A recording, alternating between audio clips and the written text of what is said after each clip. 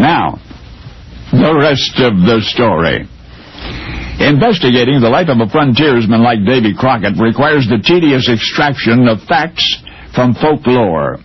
You are about to hear a Davy Crockett story that Walt Disney never told. What I am going to tell you is completely true. Born on a mountaintop in Tennessee, the song goes, as far as anybody knows, Davy Crockett never set foot in Tennessee until he was a grown man. North Carolina was his stomping ground, Piedmont, thereabouts.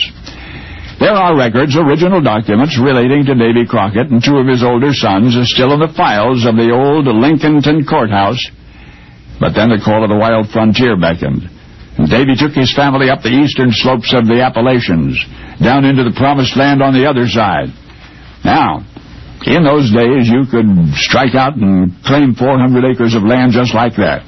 Build a cabin, the estate was yours.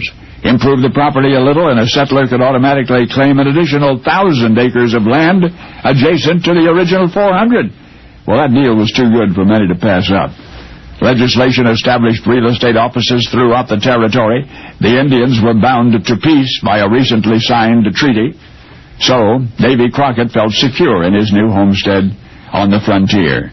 And he would probably have remained there, happily ever after, except for the rest of the story. All at once, the local legislature pulled the rug out from under the settlers. Now suddenly whites were forbidden to own or to survey or even to enter the land within the so-called Indian boundary. Yet speculators had already applied for more than 1 million acres inside the restricted zone. And Davy Crockett and his family already lived inside the restricted zone.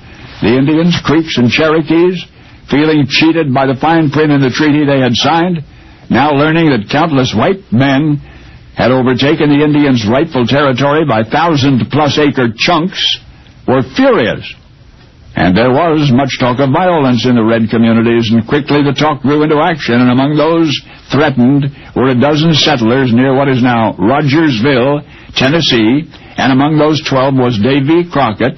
And one night when Davy's son John was away from the homestead, the Indians did attack. Davy and his wife tried to fight them off. She was killed in the raid, and so was he. That's right, Davy Crockett died in an Indian massacre in the spring of 1777. Now, for Davy's son John, who was not at home that night, he lived to tell and to father a son of his own, whom he named after his beloved father, the first of the Crocketts to venture into Tennessee.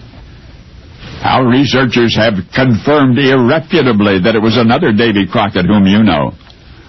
I said it was another Davy Crockett whom you have lionized, and who died at the Alamo.